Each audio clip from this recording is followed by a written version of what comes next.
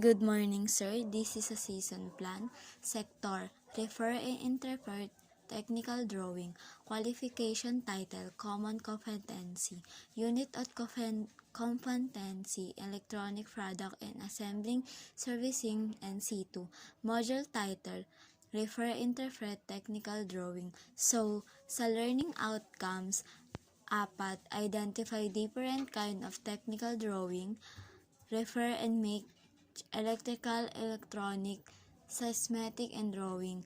LO, number 3, interpret technical drawings.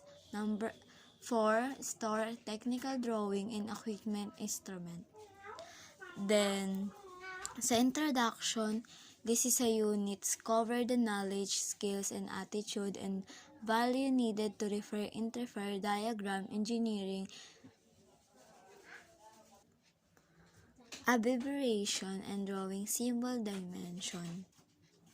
And learning activities, kinuha siya sa TR, yung learning content, method, presentation, practice, feedback, resources, and time. Then sa learning content, kinuha yung identify different kind of technical drawing, interpret technical drawing, then refer make change to electrical, electronics, seismic, and drawing. Store technical drawing and equipment instrument. Then sa assessment plan, writing test, performance test, and demonstration. Dun sa teacher self-reflection of season, yung technical drawing is essential of communicating ideas, industry, and to engineer to make the drawing to understand people use familiar symbol. Then, sa duration, 80 hours common competency, then 4 yung OL, dinivide sa 4,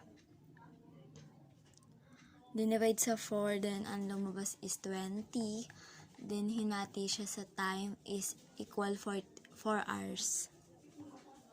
Then sa method, modular learning, lecture, demonstration, and dun po sa presentation, read the information sheet 1.1, kinuha po sa TR, then practice, answer, self-check 1.1, then feedback, answer key 1.1, then sa resources, CBLM,